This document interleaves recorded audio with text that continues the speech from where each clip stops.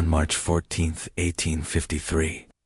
In a rural parish courthouse along the vital Mississippi River corridor in Louisiana, a transaction took place that would be deliberately omitted from official auction records for more than a century.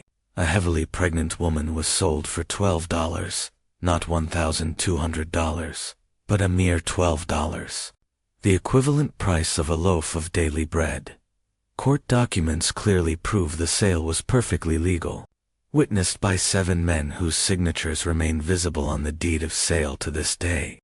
Yet, the woman's name was never recorded in any parish registry, either before or after that fateful morning. Local historians stumbled upon the receipt in 1897, found sealed inside a wall during courthouse renovations, and they immediately reburied the evidence. What they found scrawled on the back of that very receipt compelled them to choose a terrifying silence over the truth. Tonight, we finally reveal what was so carefully hidden, and why the direct descendants of those 7 witnesses spent generations trying to ensure this whole story died with them. Before we delve deeper into the secrets of what truly transpired in that Louisiana courthouse, I need you to do one crucial thing.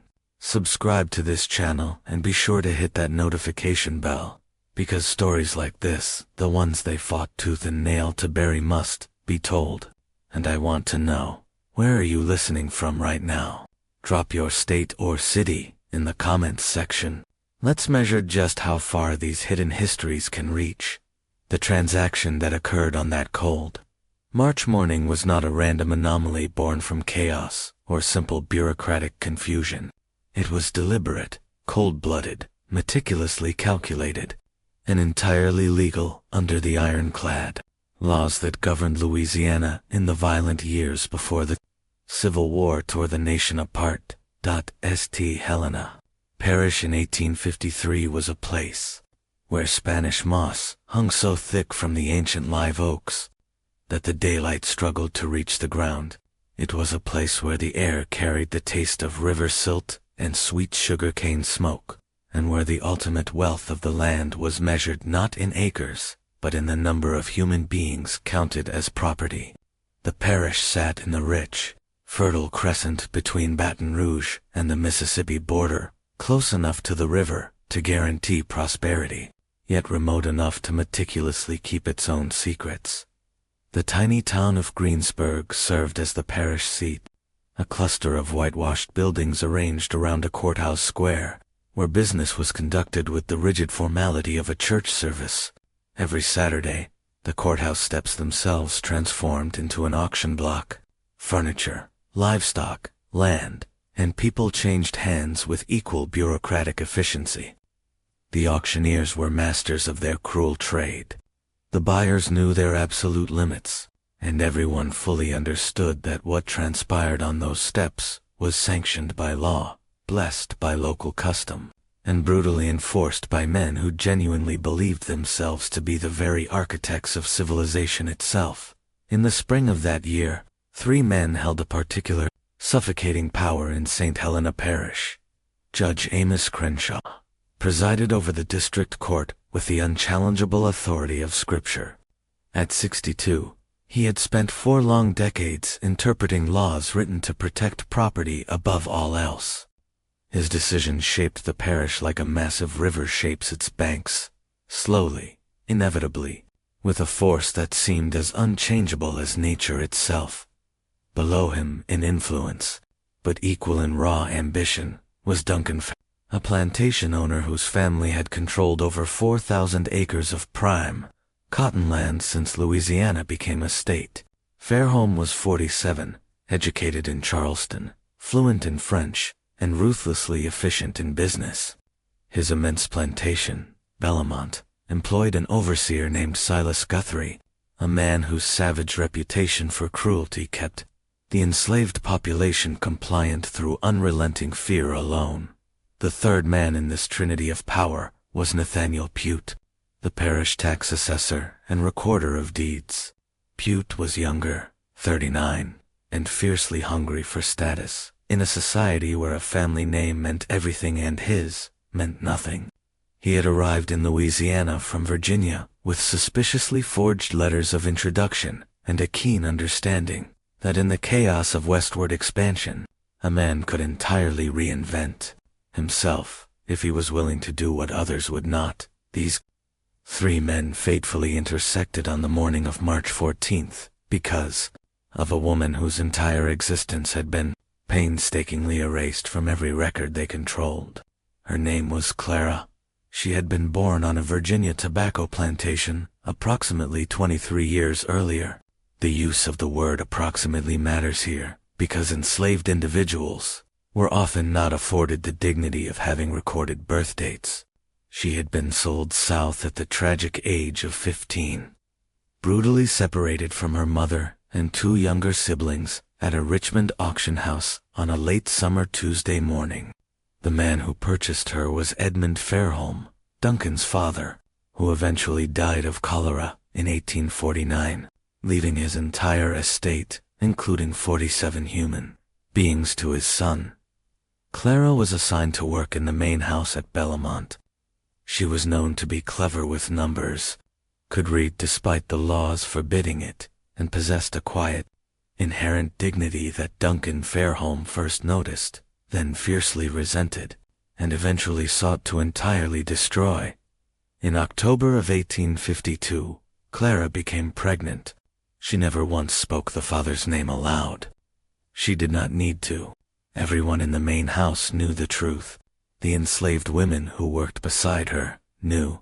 Duncan Fairholm's wife, Margaret, knew. And Duncan himself knew with a certainty that filled him with such consuming rage that he could barely look at Clara without his hands visibly shaking, because the father was not Duncan, it was his younger brother. William Fairholm was, in every way, the polar opposite of Duncan. Where Duncan was severe and calculating, William was known to laugh easily. Where Duncan saw human beings as mere agricultural investments, William possessed the moral clarity to see the fundamental evil of the system he benefited from, yet tragically lacked the courage to truly oppose it. He was 28 years old, unmarried, and living in the overseer's cottage at the edge of Bellamont's property, ostensibly managing the northern fields, but mostly drinking heavily and reading abolitionist literature he smuggled in from New Orleans. His relationship with Clara began with simple conversation. She brought meals to the cottage twice daily. He started asking her questions about her life before Bellamont. She answered cautiously at first, then with increasing honesty, as she realized he actually listened differently than other white men. Over the course of months, conversation evolved into something else, something that dangerously crossed every rigid boundary their world had constructed. When Clara's pregnancy started to become visible in late December, William did something unprecedented. He confronted his brother and offered to purchase Clara's freedom. The confrontation took place in Duncan's study on a Saturday evening. No written record of what was said exists, but what followed was documented with ruthless precision. Duncan refused the offer. He did more than just refuse. He was violently insulted by it. In his mind, William had violated the sacred sanctity of property rights, had gravely endangered the racial hierarchy upon which their entire society depended, and had deeply embarrassed the Fairholm name in a way that could destroy their social standing if it became public knowledge. William argued that he deeply loved Clara, that the unborn child was his, and that they should be permitted to go north, to a free state, to build a new life far beyond the reach of Louisiana law. Duncan's response was decisive and venomous.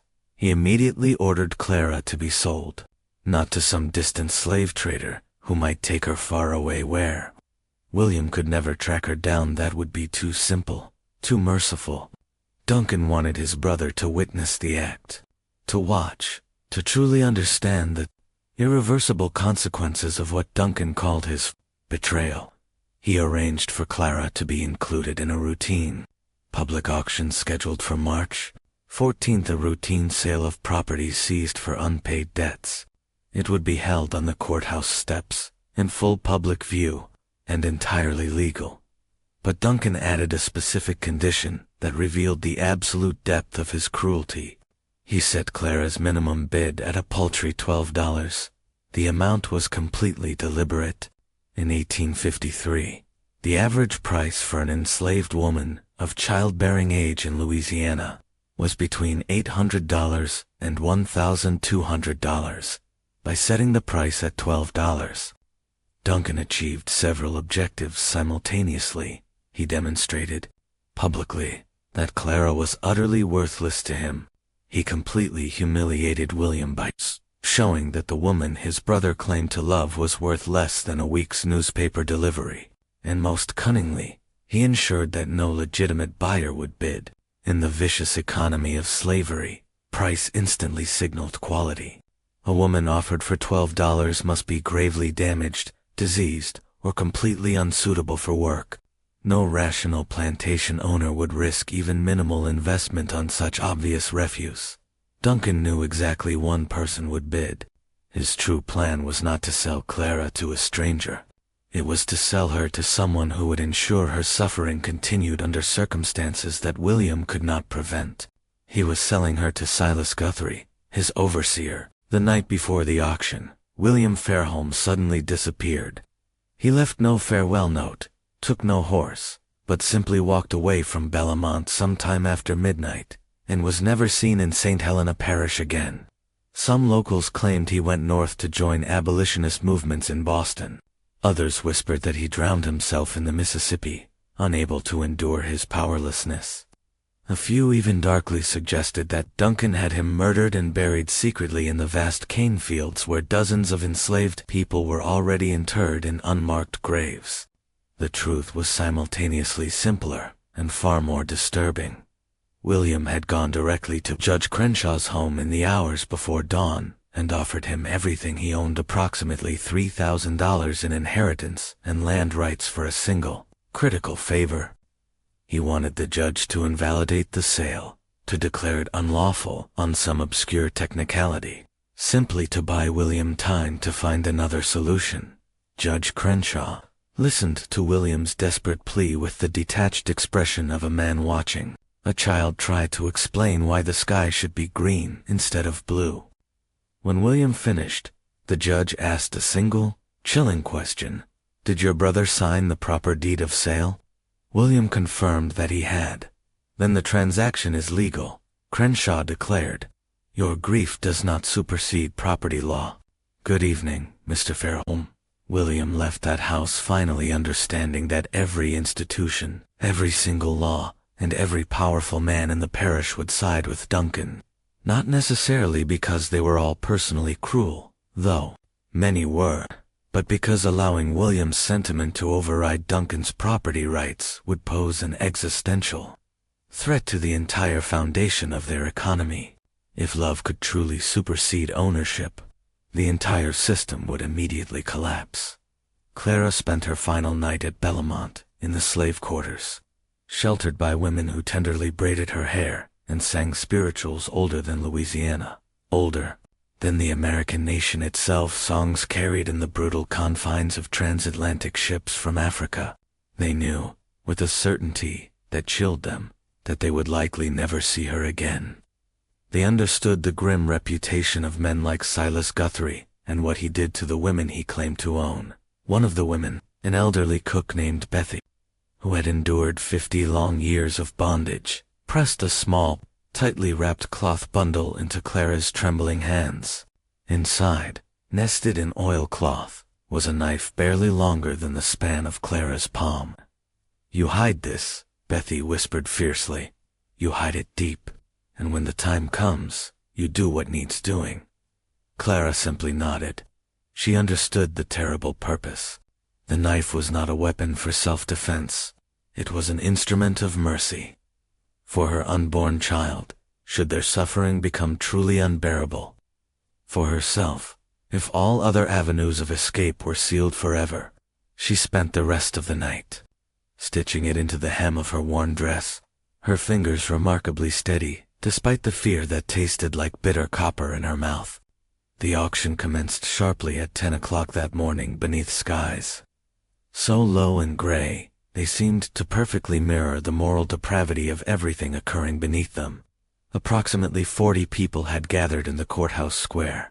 Most were there for livestock and household furnishings. A handful came specifically for the human merchandise. Nathaniel Puit ascended the courthouse steps, the deed of sale held tight in his hands, reading from it in a nasal voice carefully projected to carry across the square. He described Clara with the same detached inflection he would use for detailing a lame horse. Female, age approximately 23 years.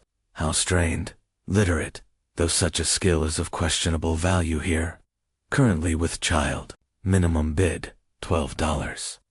A confused murmur rippled through the gathered crowd. $12. Something was fundamentally wrong with this one. Several men who had been prepared to bid immediately lost all interest. Why risk even minimal investment on property so obviously defective? Silas Guthrie stood near the front, his brimmed hat pulled low, his cruel expression unreadable. He was patiently waiting for the crowd to completely disperse, waiting for that specific moment when all other bidders would disappear, allowing him to acquire Clara for the pittance Duncan had arranged. Soon, she would become his exclusive property to use as he pleased. But then, something wholly unforeseen occurred. A man standing toward the back of the crowd raised a deliberate hand. $12, he called out. Every head instantly turned. The man was a complete stranger, tall, thin, wearing a heavy traveler's coat that was visibly dusty from the road. His face was weathered in a way that suggested years of demanding outdoor labor, but his bearing felt wrong for a field hand. He stood too straight and looked people in the eye too directly. Nathaniel Puit hesitated, visibly thrown off script. You are bidding $12 for this property. I am? Your name? Sir, Isaiah Mercer. Puit nervously glanced toward Silas Guthrie, who was staring at the stranger with an expression of genuine, open confusion. This was not the plan. Duncan had engineered this sale for Guthrie to be the only bidder. Who was this man? Do you possess $12, Mr. Mercer? Isaiah Mercer calmly approached the steps, reached into his pocket, and placed 12 copper pennies onto the podium where Puit stood. I do. From his concealed position near the courthouse door, Judge Krenshaw watched this unexpected exchange with escalating interest. He had attended the auction specifically to guarantee Duncan's plan proceeded without a hitch. But now, a completely unknown variable had entered the equation. Puit looked desperately toward Silas Guthrie. The overseer's face was now crimson. He understood the stakes. If he bid $13, he would openly reveal his keen interest. He would publicize what was meant to be a quiet, insignificant transfer. Duncan had strictly ordered him to wait until no one else bid, to make it appear he was doing Bellamont a favor by disposing of worthless property. But if he failed to bid, Clara would go to this stranger. The seconds stretched into unbearable tension. The crowd waited, mesmerized. Finally, Silas Guthrie broke the silence. $13. Isaiah Mercer did not hesitate for an instant. 25 cents, 50 cents. Guthrie snapped back. $1. The crowd was now completely riveted. This was not the usual procedure for these auctions. Something highly peculiar was unfolding. Two men were aggressively bidding against one another for a woman being sold at garbage-level prices. What did these two men know that everyone else did not? Silas Guthrie bid $2. Isaiah Mercer bid $5 at $10.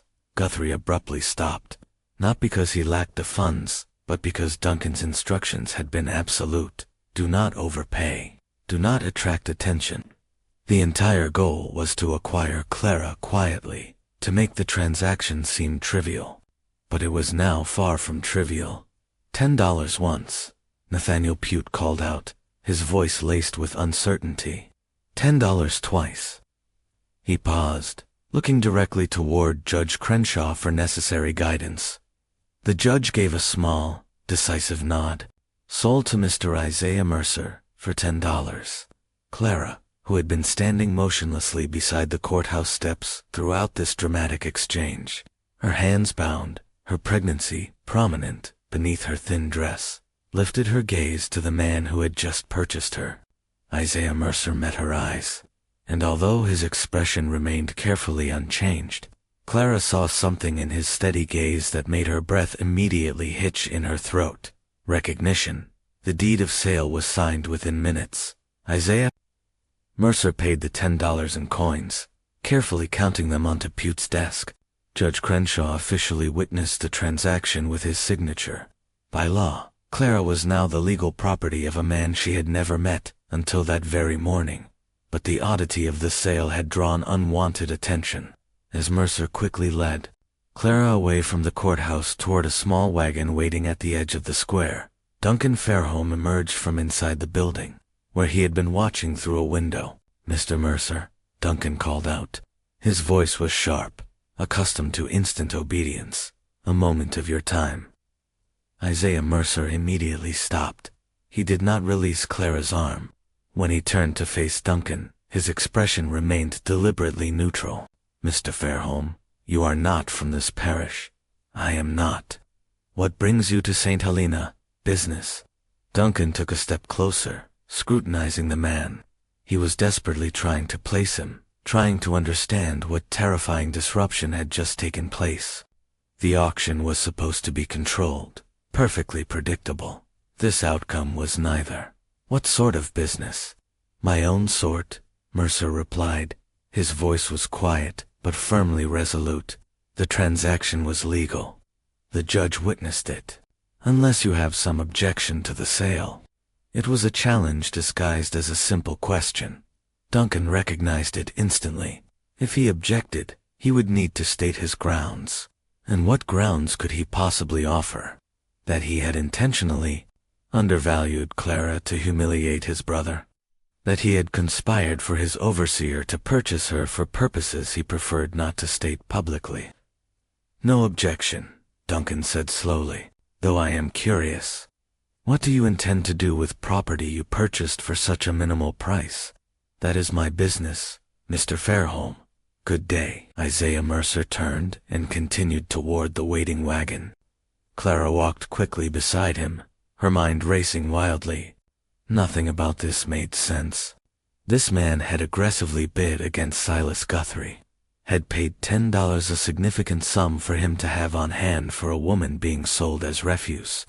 And when she had looked into his eyes, she had seen something that terrified her more than any of the recent events. He knew her. Not just her name, not just her plight. He knew her. They reached the wagon, a simple farm cart fitted with a canvas cover. Mercer helped her climb into the back, his touch entirely impersonal, yet not rough. Then he climbed onto the driver's bench, picked up the reins, and urged the horse forward. They rode in silence through Greensburg, past the storefronts and quiet homes, past the church with its gleaming white steeple, past the clear boundary where cultivated plantation land finally gave way to dense pine forest. Only when they were well beyond the side of the town did Isaiah Mercer finally speak. "You don't remember me?" Clara's voice was cautious. "Should I?" "Richmond, August 1845. You were 15 years old. I was there the day you were sold." Clara's blood went instantly cold. "You were at the auction." "I was." Mercer kept his focus fixed on the winding road. "I was working for a man named Ephraim Dalton, a slave trader. I drove his wagons, managed his property. I watched you and your family stand on that block. I watched your mother scream when they tore you apart. I watched Edmund Fairholm pay $700 and lead you away. Then you are no different than any of the rest of them," Clara said, her voice hard with fresh bitterness. "I was no different," Mercer corrected, his voice quiet. "I am no longer that man." He reached into his coat and withdrew a folded piece of paper. Without taking his eyes from the road, he handed it back to Clara, read it. Clara carefully unfolded the paper with shaking hands. It was a deed of manumission, a legal document that when properly executed and filed, would grant unconditional freedom to an enslaved person. The name on the document was hers, Clara, no last name, because she had never been granted one, but her description, her age, the faint scar on her left forearm from a childhood burn matched exactly. At the bottom of the document, unsigned, was a space for the owner's signature, Isaiah Mercer's signature. "I do not understand," Clara whispered, utterly bewildered. "8 years ago, I watched your family destroyed on an auction block," Mercer said. His voice was steady, but there was an unmistakable undercurrent, something that might have been shame, or grief, or both. "I convinced myself I was just doing a job, that I wasn't responsible for the system, that I was just a small, insignificant part of a large machine. Then one night in New Orleans, I watched Ephraim Dalton beat a man to death over $5. I watched him do it slowly, and I finally realized that every single person who participates, no matter how small their role, makes the whole machine function. So I quit. I went north. I started working with people who were actively trying to dismantle the very thing I had once helped to build." He paused, expertly navigating the wagon around a fallen branch. 3 months ago, a man came to a meeting in Cincinnati.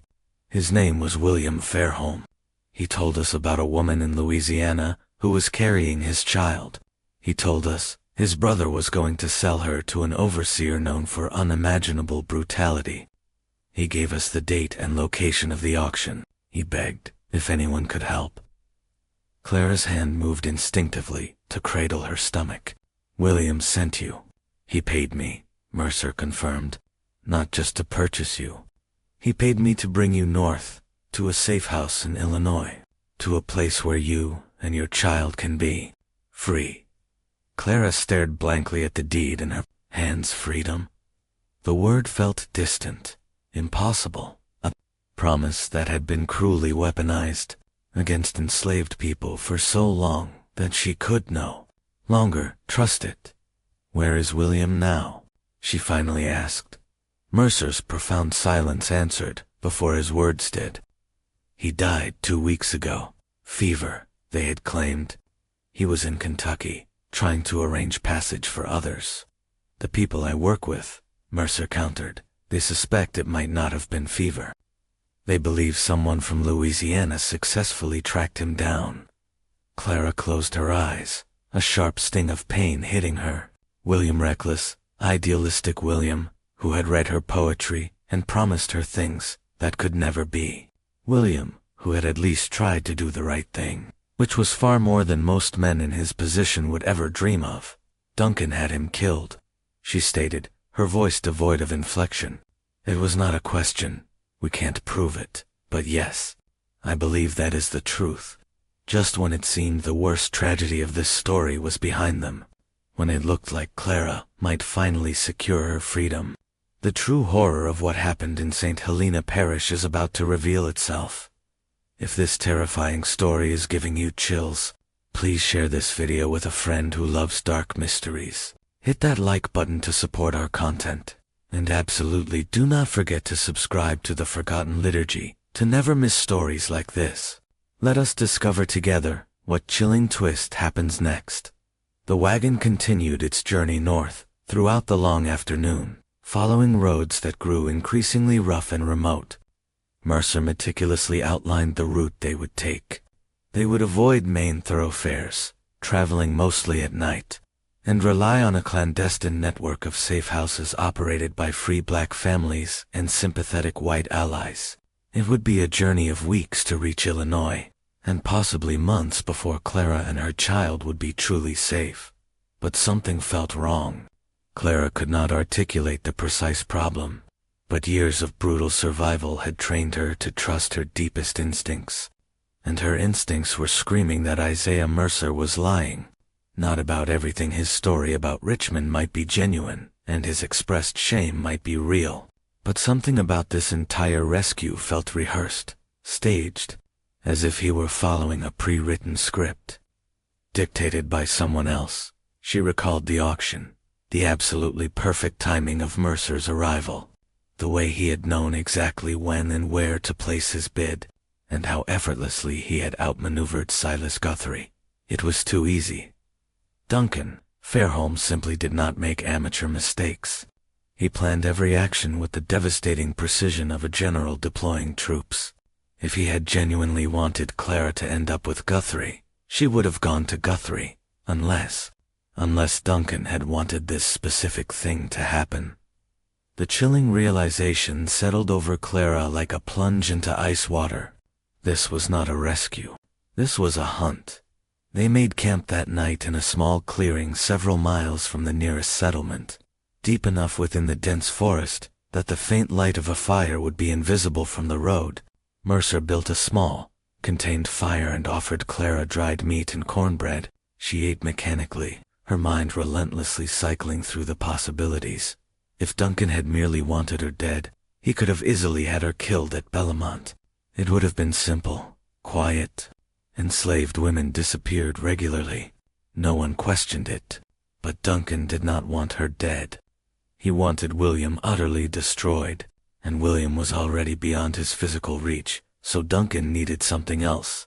He needed irrefutable proof that William's final, selfless betrayal had devastating consequences. He needed the child Clara carried to suffer, and even more crucially, he needed it all to be William's fault. The entire escape was designed to fail. Mercer wasn't saving Clara. He was delivering her to something far worse than Silas Guthrie.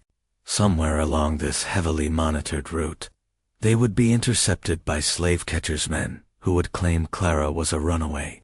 The deed of sale would be immediately declared fraudulent. Clara would be forcibly returned to Duncan, under circumstances that would make her terrible fate seem like justice rather than outright cruelty. And because William had orchestrated this escape, because he had paid for it, because he had involved known abolitionists in a conspiracy to steal property, Duncan would be able to declare, with sickening righteousness, that his brother had brought about Clara's suffering, that William's pathetic sentimentality had only made things catastrophically worse, not better. It was the perfect revenge. The only remaining question was when the trap would violently spring shut. Clara waited patiently until Mercer had settled on the opposite side of the small fire, his back resting against a tree, his hat pulled low. She waited until his breathing became deep and even.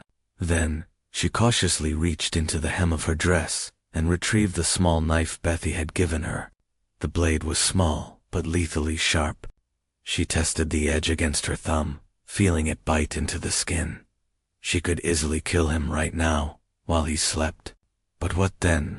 She was pregnant, completely alone, somewhere deep in the Louisiana wilderness, with no money, no map, and no allies.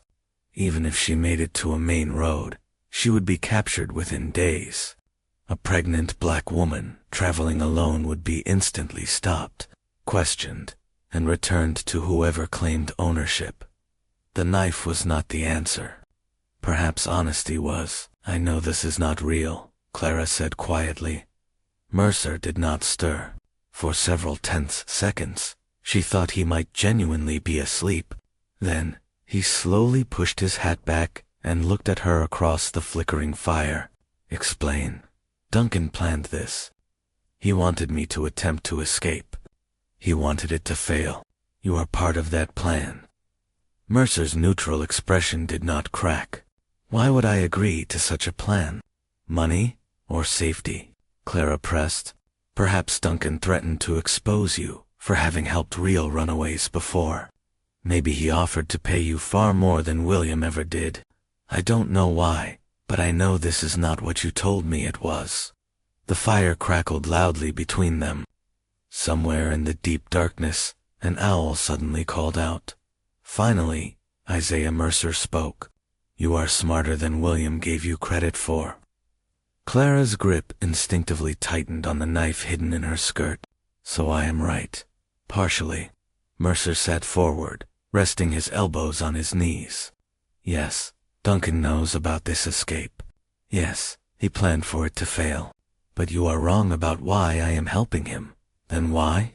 "Because if I hadn't agreed, someone else would have done it, and that someone else would deliver you directly to slave catchers, who would hurt you in ways I will not even attempt to describe. Duncan gave me a clear choice: lead you north and let his men intercept us in a way that leaves you physically unharmed, or refuse, and watch him give the job to men who would make you wish you had never been born. Clara laughed, a sharp, bitter sound. So you chose the merciful betrayal. I chose to give you a chance. What chance? You just confirmed we will be intercepted. We will be. Tomorrow afternoon, approximately 20 miles north of here. 4 men will be waiting on the road. They will have legal papers declaring you a fugitive. They will have authorization from Judge Krenshaw to return you to Bellamont. Legally, they will be entirely within their rights. Then I have no chance at all. You have exactly 1 chance, Mercer stated firmly. He reached into his saddlebag and withdrew a worn leather pouch. He tossed it across the fire to Clara. There is $150 in that pouch. There is also a letter of introduction to a family in Natchez Free People of Color who can help you disappear. Not north. North is exactly where Duncan expects you to run, but south, to New Orleans, then by ship to Mexico. It is a longer route, far more dangerous, but it is possible. Clara opened the pouch. The money was real. The letter was real. Why would you do this? Because I meant what I said earlier. I'm not the man I was in Richmond. And because William Fairholm, whatever his flaws, attempted to do something genuinely decent, I refused to let Duncan Fairholm turn that decency into a malicious weapon. But you are still going to betray me, Clara countered. You are still going to let Duncan's men intercept us. They are going to intercept someone, Mercer corrected. It does not have to be you. He stood and walked quickly to the back of the wagon. When he returned, he was carrying a bundled set of women's clothing, a dress, similar to Clara's, but slightly larger, a shawl, and a bonnet. There is a settlement 8 miles south of here, he explained. A small place, mostly free black families and poor white settlers. There is a woman there named Ruth Chambers. She is approximately your height, your complexion, and she is dying. Consumption. She has perhaps only weeks left. I spoke with her yesterday. I paid her family $50 to help us. Clara stared at him, aghast. I still don't understand. Tomorrow morning, you take this money and these clothes. You walk south to the settlement. You tell the Chambers family that Isaiah sent you. They will hide you until the men looking for you have passed through this area. Then they will help you reach Net. From there, you follow the letter's instructions, and you, Ruth Chambers, will take your place in this wagon. She is too ill to walk more than a few steps, but she can sit upright in a bonnet and shawl. From a distance, she will look enough like you. When Duncan's men intercept us tomorrow, they will take her. By the time they realize their mistake, you will be gone. Clara's mind reeled with the horror of the plan. Ruth will die. Ruth is already dying, Mercer said simply, and her family desperately needs the money to bury her properly and care for her children. This way, her death serves a purpose greater than herself. This is insane. This is your only chance, Mercer said flatly. Duncan has men watching every route north. He has money and power and the law on his side. You cannot fight him directly. You can only disappear so completely that he cannot find you. Clara looked down at the knife in her hand, then at the pouch of money, then at Isaiah Mercer, whose face was half shadowed by the firelight. If I do this, Sif, Duncan will know you helped me. He will try to come after you. He will pursue you, Mercer conceded. But I am significantly harder to catch than you are, and I have reliable friends who can make me disappear, too. Why? Clara asked, the words sounding fractured and broken. Why would you risk all of this for me? Mercer remained silent for a long, heavy moment. When he finally spoke, his voice was softer than it had been all day. In Richmond, when they violently separated you from your mother, you didn't scream. You didn't fight back. You stood on that block and you looked directly at the men who were bidding on you with an expression that told them you knew exactly who they were and what horrors they were capable of. You were only 15 years old, and yet you possessed more dignity than any of those men would ever achieve. I have seen that specific expression in my dreams for 8 years. It is time I finally did something to earn the right to forget it. Clara felt the burning sting of tears behind her eyes, but she fiercely refused to let them fall. Crying was a dangerous luxury enslaved women could not afford. Tears were instantly interpreted as weakness, as submission, as evidence that they had fully accepted their cruel condition. She had learned early to keep her grief internal, to let it calcify into something harder. There is something else you need to know, Mercer continued. His voice dropped lower, as if he worried the deep forest itself might be listening in. Something about Duncan Fairholm. What about him? William told us things before he died. Things about his brother. About Bellamont. Mercer paused, selecting his words with extreme care. You were not the first. Clara's blood went cold in her veins. The first what? The first woman Duncan sold to Silas Guthrie. There were 3 others before you. Over the past 5 years, all of them were house servants. All of them young. Duncan would manufacture some minor infraction, some flimsy excuse to remove them from the main house. Then he would sell them to Guthrie at auction, always for suspiciously low prices, always legally documented, always witnessed by Judge Krenshaw. What happened to them? 2 died within a year. 1 from injuries Guthrie claimed were accidental, the other from what was officially called fever. Though the enslaved people at Bellamont said she had been beaten so severely, she never recovered. The 3rd woman, her name was Sarah. She disappeared entirely. Guthrie claimed she ran away. No one ever saw her again. Clara thought of Bethy, the elderly cook who had given her the small knife. Bethy would have known these women, would have watched them disappear one by one, and would have understood exactly what dreadful fate awaited Clara if she had ended up in Guthrie's possession. Why would Duncan do this? Clara asked, though deep down, she suspected she already knew the answer. Because he could, Mercer said simply. Because the law granted him absolute, unquestioned power over the people he owned. And absolute power is the truest revealer of what men truly are. Duncan Fairholm is a man who actively enjoys the suffering of others, particularly women who show intelligence or dignity, or any quality that threatens his sense of superiority. And Judge Krenshaw allowed this. Judge Krenshaw facilitated it. Every single sale was legal. Every transfer of property was properly documented. The judge never once asked why these women were being sold so cheaply, never questioned the deadly pattern. He simply signed the papers and collected his fees. Clara looked down at the knife in her hand. 3 women before her, all of them destroyed by the same precise mechanism. All of them erased from history as completely as if they had never even existed. William knew about this. He discovered it about a year ago. Found the records hidden in Duncan's study. That was the moment he started reading abolitionist literature, when he started believing the system itself was the problem, not just individual cruelty within it. He tried to convince Duncan to free the enslaved people at Bellamont. He offered to forfeit his own inheritance if Duncan would only release them. Duncan simply laughed at him. Mercer fed another branch to the fire. When you became pregnant, William saw it as his final, desperate chance to do something right, to save at least one person from the grinding machine. He contacted abolitionists in Cincinnati, paid them everything he had, and made arrangements for your escape. But Duncan found out.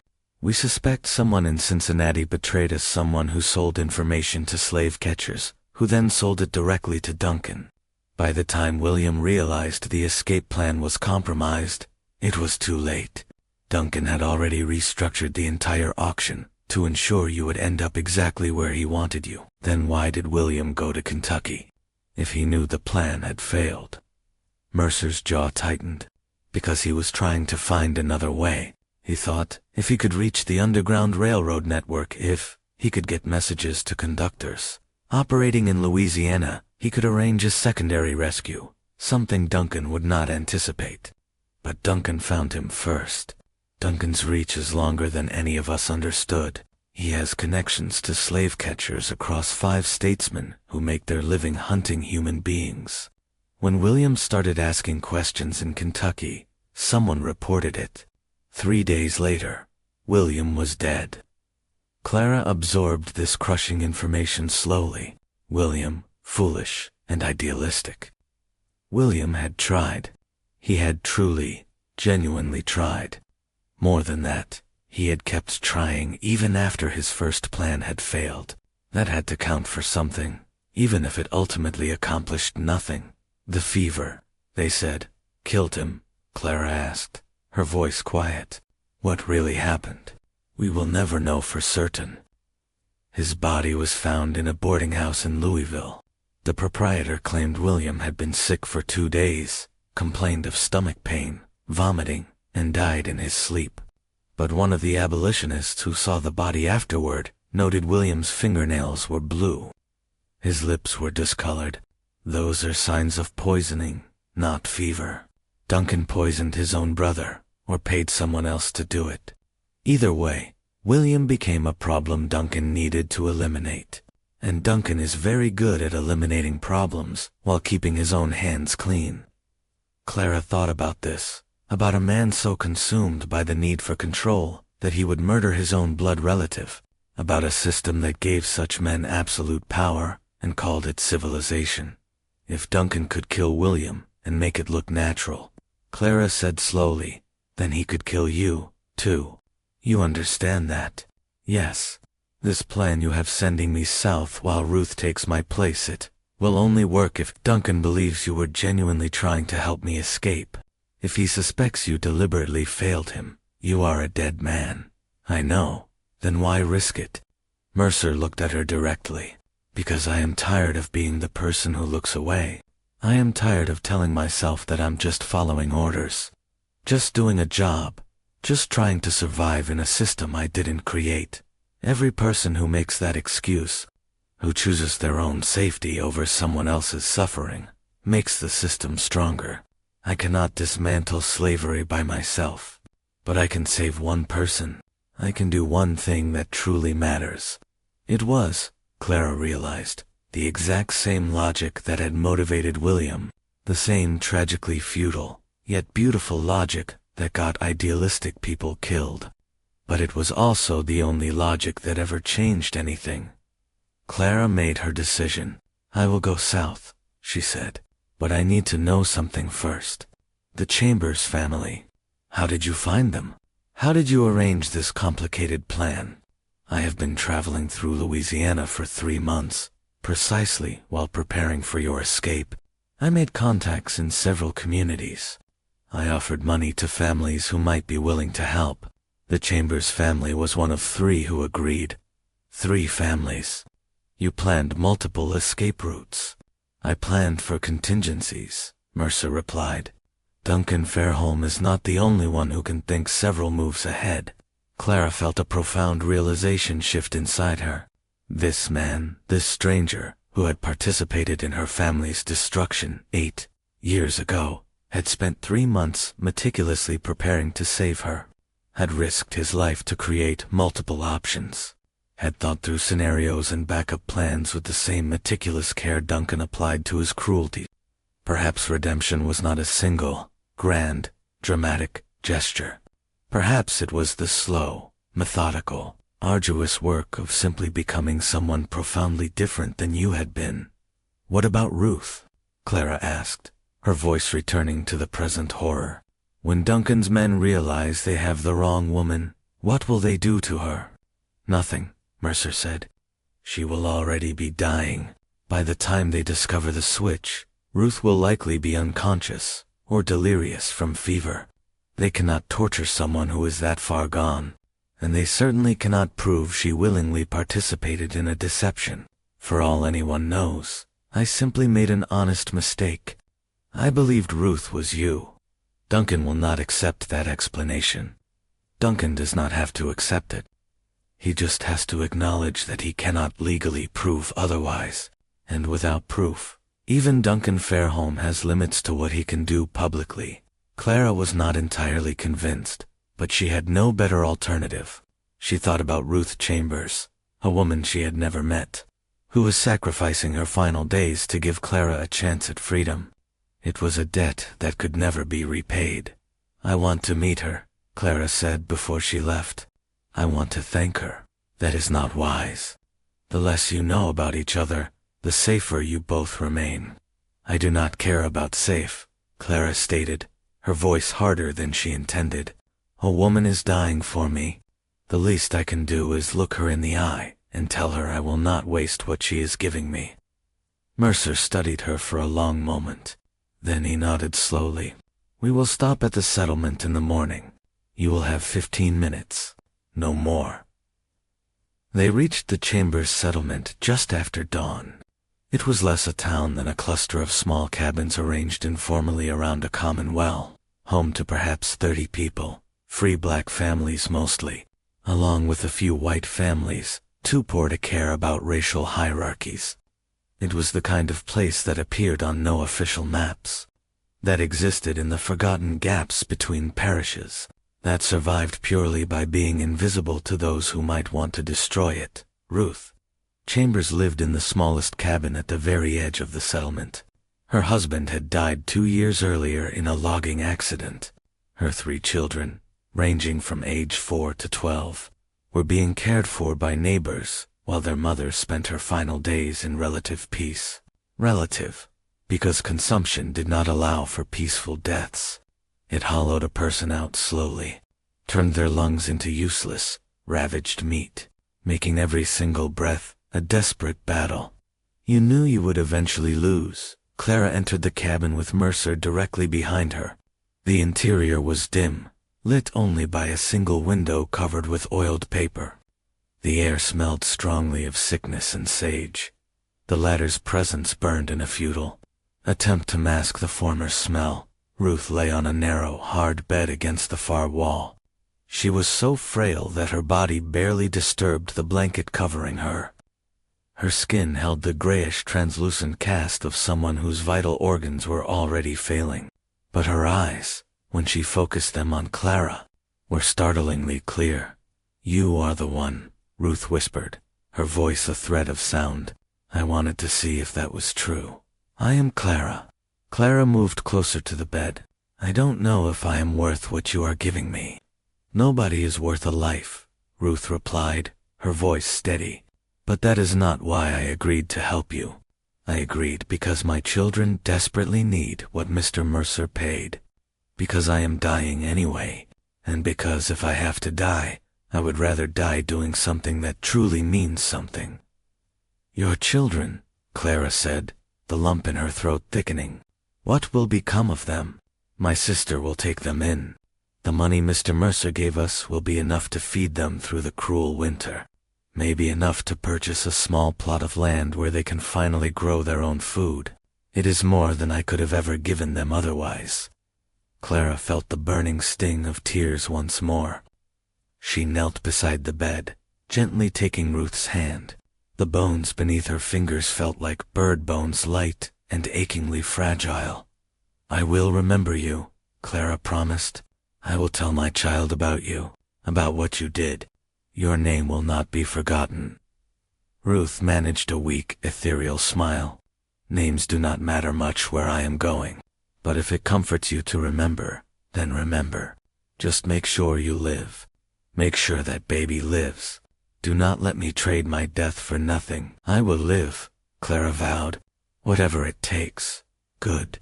Ruth's eyes fluttered shut. "Now go. Mr. Mercer will tell you what to do next. And please, do not look back. Looking back only makes the leaving harder." Clara squeezed Ruth's hand one last time, then rose to her feet. As she turned toward the door, Ruth spoke again. "One more thing. When they take me tomorrow, when Duncan Fairholm's men realize I am not you, they will be furious. They might say cruel things. They might threaten me. But they will not hurt me. I will make sure of that." "How?" Ruth opened her eyes once more. There was something in them now, something fierce and defiant, despite the weakness of her body. Because I will already be dead. Clara froze, stunned. What do you mean? Mercer stepped forward calmly. Ruth and I discussed this contingency. The timing needs to be absolutely precise.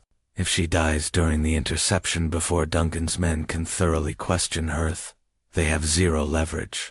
They cannot prove deception. They cannot punish anyone. All they can do is admit they failed. You are planning to die at exactly the right moment? Clara asked, her voice incredulous. I am planning to die on my own terms, Ruth corrected. Consumption will kill me within weeks anyway. This way, I choose when and how. This way my death serves a great purpose, instead of just being another forgotten tragedy. Clara finally understood. Ruth had medicine, something the settlement doctor had provided, likely laudanum or morphine intended to ease her final pain, and she was planning to take too much of it, deliberately timing her death to occur during the planned interception, ensuring Duncan's entire, meticulous plan would catastrophically collapse. It was brilliant and horrifying, in equal measure. You have thought of everything, Clara whispered. No, Ruth corrected her with a faint smile. Mr. Mercer thought of everything. I am just agreeing to it. Now go, before I start coughing again, and completely ruin this dramatic moment. Clara wanted to say so much more. She wanted to explain that she truly grasped the magnitude of Ruth's sacrifice, that she would carry this debt for the rest of her life, that she would ensure Ruth's children knew their mother died a hero. But Ruth's eyes had already closed again, her breathing shallow and desperately labored, and Mercer was already by the door, urgently gesturing for Clara to follow, so she left. She walked out of that dim cabin knowing with absolute certainty she would never see Ruth Chambers again, knowing that within 2 days, the woman lying on that bed would be dead, would have died specifically to give Clara the chance at life she deserved. Outside, the morning sun was already beginning to heat the air. Mercer handed Clara the leather pouch containing the money and the letter of introduction. There is a narrow path directly behind this cabin that leads south through the forest, he instructed. Follow it for approximately 3 miles.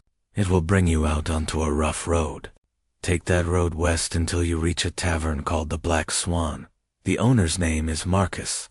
Tell him Isaiah sent you. He will know exactly what to do next. And then you rigorously follow the instructions in the letter. Trust no one who does not use the passwords written there. Move only at night. Avoid main roads at all costs. Get on a ship. Get to Mexico. Disappear so completely that Duncan Fairholm spends the rest of his life wondering what in God's name happened to you. Clara nodded, her purpose set. She adjusted the bundle of clothes under her arm, felt the comforting, heavy weight of the money pouch. What about you? She asked. I will continue north with Ruth. I will deliver her to Duncan's men, and then I will disappear too. He will hunt you. Let him try. Mercer offered a grim smile. I've been running from things my whole life. I am very good at it.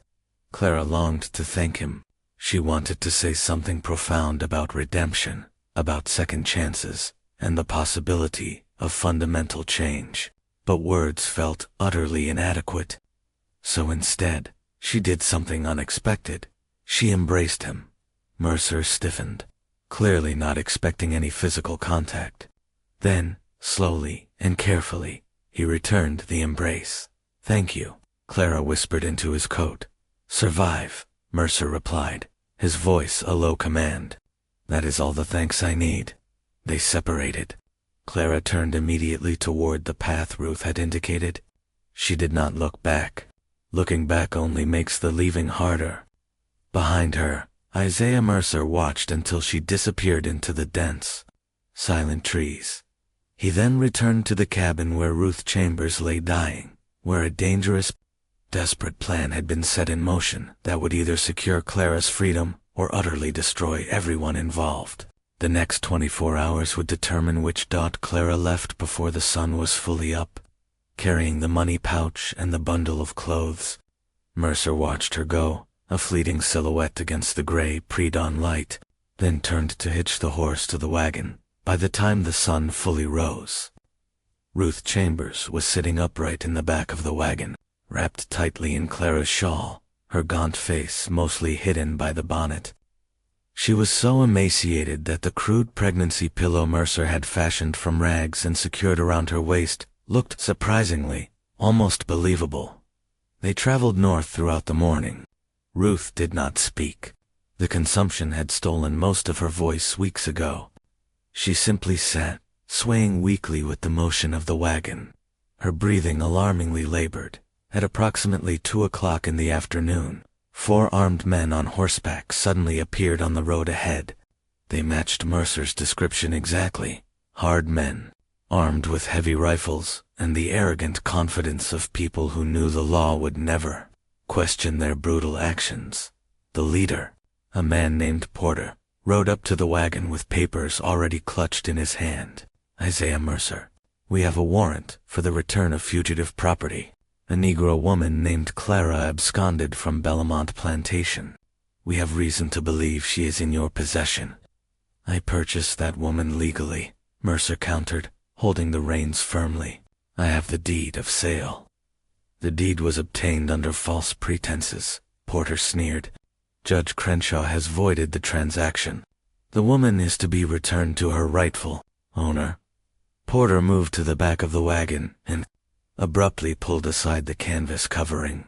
Ruth Chambers looked up at him with eyes that were fever, bright and already halfway to another world. "This her?" Porter demanded, glancing at his men. One of his companions rode closer, studying Ruth's face. "Hard to tell with the bonnet. Make her stand up." "She is desperately ill," Mercer argued. "I did not ask if she was ill. Make her stand." Mercer climbed into the back of the wagon. Gently, he helped Ruth to her feet. She swayed violently, nearly collapsing. The pregnancy pillow shifted slightly beneath the shawl. Porter's eyes narrowed dangerously. "She looks wrong." "Consumption," Mercer explained smoothly. "She caught it on the journey. I was bringing her back south because she is too ill to travel north." "Convenient." Porter violently grabbed Ruth's arm and pulled her toward him. The bonnet fell back. Ruth's face was gaunt, her skin disturbingly grayish. She bore only a passing resemblance to Clara if you squinted and avoided looking too closely. Up close, the differences were painfully obvious. "This is not her," Porter said slowly, his voice laced with suppressed rage. "I assure you. This is the woman I purchased from the auction in Greensburg." "You are lying." Porter released Ruth so roughly that she instantly collapsed back onto the wagon bed. He whirled to his men. "Search everything. She is here somewhere." They viciously tore apart the wagon, ripping through supplies, checking beneath the driver's bench, examining every inch of canvas. They found nothing, because there was nothing to find. Porter stood in the middle of the road, the papers in his hand now utterly meaningless. He had been paid handsomely to intercept a specific woman. He had been promised it would be simple. And now, he was faced with returning to Duncan Fairholm completely empty-handed. "Where is she?" he demanded, his voice shaking with fury. "I do not know what you are talking about," Mercer said calmly, his composure unnerving. "This is the woman I purchased. If she is not the woman you are looking for, that is not my concern." Porter took a menacing step forward. "Duncan Fairholm will hear about this. I hope he does. Perhaps he will explain why he is harassing law-abiding citizens over simple property disputes." It was a complete stalemate. Porter knew he had been devastatingly outsmarted, but he couldn't prove it. If he killed Mercer, he would have to explain to Judge Krenshaw why he had murdered a seemingly innocent white man. If he seized Ruth, he would have to explain why he had violently seized a dying woman, who clearly was not the fugitive they sought. One of Porter's men, a veteran slave catcher named James Ridley, had been studying Ruth carefully. He had participated in dozens of captures over his 15-year career. He knew how to assess human property, and everything about this situation felt profoundly wrong. "We need to question her," Ridley said, gesturing toward Ruth. Porter crouched beside Ruth, who was still lying in the wagon bed where she had fallen. Her eyes were open, but unfocused. Her breathing had become alarmingly shallow and irregular. "Where is Clara?" Porter demanded. "What did you do with her?" Ruth's eyes focused on Porter with a visible, painful effort. And then, impossibly, she smiled. "Gone," she whispered, her voice barely audible. "Beyond your reach. Beyond Duncan Fairholm's reach. She is free." "Where? Tell us where." "I will never tell you." Ruth's smile widened, a single trickle of blood now visible on her teeth. "You can beat me. You can torture me, but I will be dead long before you get any answers." I made sure of that. Porter understood. Then this woman had poisoned herself. She had deliberately taken a substance that would kill her during this exact confrontation. She had successfully turned her own death into a weapon against Duncan's entire strategy.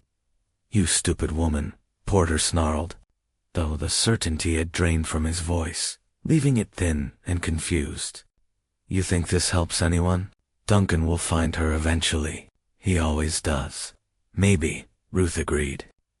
Blood was now flowing freely from her mouth, mixing with the foam that had begun to gather at the corners of her lips. "Or maybe she will disappear into a world where men like you and Duncan Fairholm possess no power at all. Maybe she will live to be old. Maybe her child will grow up free. Maybe your entire system will collapse and be remembered only as a nightmare our descendants will struggle to believe was ever real." Her breathing stuttered, stopped, and then started again with a wet, rattling, horrible sound. "I die knowing I helped destroy something Duncan spent months building. What will you die knowing, Mr. Porter? That you hunted human beings for money. That you served a system designed to crush souls. That you chose cruelty when you had the clear opportunity to choose mercy." Ruth Chambers took one last, ragged breath. Then, she died there on the dusty road, with 4 bewildered slave catchers standing over her, with Isaiah Mercer watching from beside his torn-apart wagon, and with the Louisiana sun beating down on a scene that would haunt James Ridley for the rest of his existence. Porter stood over Ruth's body for a full, paralyzed minute without uttering a word. Then, he finally turned to his men. "We bury her here now. We tell Duncan we intercepted the wagon, but the woman died of the sickness before we could question her. We tell him Mercer claims it was the woman from the auction, but we could not verify her identity before her death. We tell him the trail is cold. Duncan will know we failed," one of the men muttered. "Duncan will know exactly what happened." Porter corrected, his eyes cold and distant. "He will know he was outmaneuvered by a dying woman. But he will not be able to prove it, and without proof, there is nothing, absolutely nothing, he can do." They buried Ruth Chambers in a shallow grave beside the road.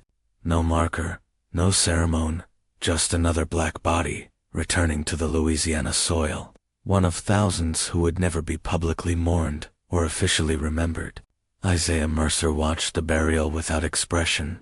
When it was finished, when the men had mounted their horses and ridden away, he stood alone beside the disturbed earth. He did not pray. He was not a religious man, but he spoke Ruth's name aloud 3 times, as though repetition could somehow honor the sheer magnitude of what she had done. Then, he continued north, as planned. He would maintain the fiction that he had genuinely been attempting to deliver Clara to free territory. He would express confusion about why she had died so suddenly. He would file an official report with Judge Krenshaw, claiming the purchased property had been damaged in transit, and formally requesting compensation for his loss. The report was denied. Judge Krenshaw ruled that Mercer had purchased the property as is, and therefore bore all the risk. The $12 minimum bid was interpreted as damning evidence that the seller knew the property was already defective. No compensation would be issued. It was, in its own perverse way, the perfect legal conclusion. Everyone had followed proper procedure. All documents had been correctly filed. The law had functioned exactly as designed, and yet, Duncan Fairholm's ultimate revenge had been thwarted by a dying woman and a former slave trader seeking redemption. Years later, in 1868, James Ridley underwent a dramatic religious conversion and confessed his dark past to a Methodist minister named Reverend Thomas Hargrove. Among those confessions was a detailed, horrific account of what happened during the interception on that March afternoon in 1853. Ridley described Ruth's final, defiant words. He described the blood on her lips and the fierce intelligence in her dying eyes. He described how she had smiled as life left her body, secure in the knowledge that she had broken Duncan Fairholm's carefully constructed mechanism of cruelty. "I have captured over 200 fugitives in my life," Ridley told the minister. "I have seen men and women beg for mercy. I have seen them fight and scream and pray. But I have never seen anyone choose death as deliberately as Ruth Chambers did. She turned her last breath into an act of pure defiance. She died free, even though the law said she was not, and that haunts me more than all the others combined." Reverend Hargrove meticulously wrote down Ridley's confession, immediately recognizing its devastating historical importance, but he never published it during his lifetime. The confession sat hidden among his personal papers until his death in 19, at which point his daughter, Sarah, discovered it while sorting through his effects.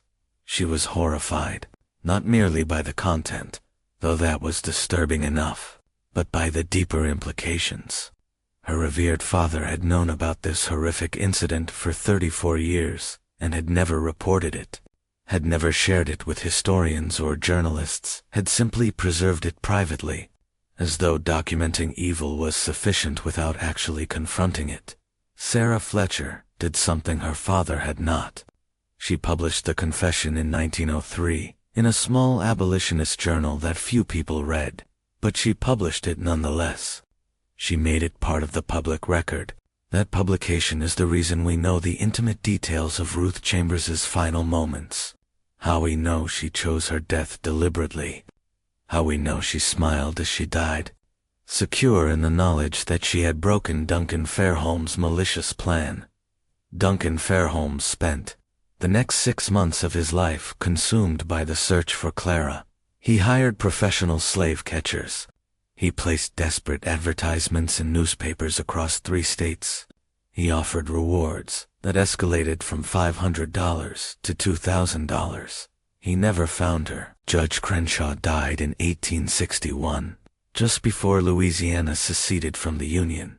He took whatever knowledge he had of the true circumstances to his grave. Duncan Fairholm survived the Civil War, but lost everything in its brutal aftermath. Bellamont was burned to the ground by Union troops in 1863. Duncan himself died in 1872 in a boarding house in Mobile, Alabama, bankrupt and alone. His wife, Margaret, had left him years earlier. His brother's name was never mentioned in his presence again. Silas Guthrie, the overseer, was found dead in 1854 in a ditch outside Greensburg. The official cause was listed as accidental drowning, though he was found face down in less than 6 inches of water. No charges were ever filed. Nathaniel Puit continued as parish recorder until 1863, when he fled Louisiana ahead of Union forces. He was never heard from again. The receipt discovered during the 1897 courthouse renovations contained more than just the record of Clara's sale. On the back, written in William Fairholm's shaking hand, was a message to whoever finds this. "My name is William Fairholm. I tried to save a woman I loved from my brother's cruelty. I failed her, as I have failed in most things of importance. If you are reading this, know that the greatest evil is not the evil done by wicked men, but the evil permitted by good men who lacked the courage to act. I lacked that courage when it mattered. I pray you will not." The historians who found this message understood its damning implications immediately. They buried it again. sealing it back into the wall, where it would remain hidden for another 100 years. The receipt was finally rediscovered in 1998, during another renovation. This time, it was preserved. It now sits in the Louisiana State Archives. But Clara's fate remains unknown. Some historians believe she made it to Mexico, possibly settling in Veracruz, where a community of escaped enslaved people had established themselves. Others think she went to Haiti. A few believe she died tragically somewhere along the journey. However, one intriguing theory, proposed by a genealogist in 2006, suggests that a woman matching Clara's description appeared in census records in Illinois in 1870, living under the name Clara Freeman with a mixed race. Daughter born in 1853. The daughter's name was listed as Ruth. If the theory is correct, if Clara did survive and build a life in freedom, then Isaiah Mercer succeeded. The rescue designed to fail, failed to fail. The trap Duncan so carefully constructed caught nothing. But we cannot know for certain. The historical record is fragmented and incomplete. Documents were destroyed during the Civil War. Memories were deliberately suppressed. What we are left with are mere fragments, a deed of sale, a receipt, a message hidden in a wall, and census records that might refer to someone else entirely. Perhaps the silence of history is itself a kind of answer. Perhaps the fact that we cannot trace Clara's path means she successfully disappeared, that she became impossible to follow, that she achieved what so many enslaved people desperately dreamed of, complete and total freedom from the system that sought to control every aspect of their existence. Or perhaps she died alone and forgotten, another casualty of a brutal system that destroyed millions of lives with bureaucratic efficiency. The $12 transaction stands as a powerful monument to that ambiguity. It was legal, witnessed, recorded in official documents, and yet it feels profoundly wrong in a way that transcends the already considerable wrong of slavery itself.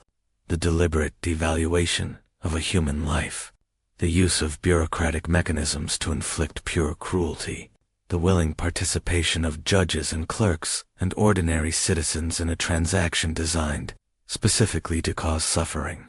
Everyone involved made choices. Duncan chose revenge. William chose risk, albeit too late. Isaiah Mercer chose redemption. Judge Krenshaw chose the law over mercy. Ruth Chambers chose to use her death to help a stranger. Clara chose survival, whatever that required. And the 7 men who signed the deed of sale as witnesses chose to participate in something they must have known was deeply wrong. Their signatures remain on that document, preserved in archives. Testimony to their lasting complicity. Their descendants spent generations trying to bury this story, trying to ensure no one would ask uncomfortable questions about what their ancestors had done, what they had witnessed, what they had permitted. But stories like this have a way of surfacing, of demanding to be told.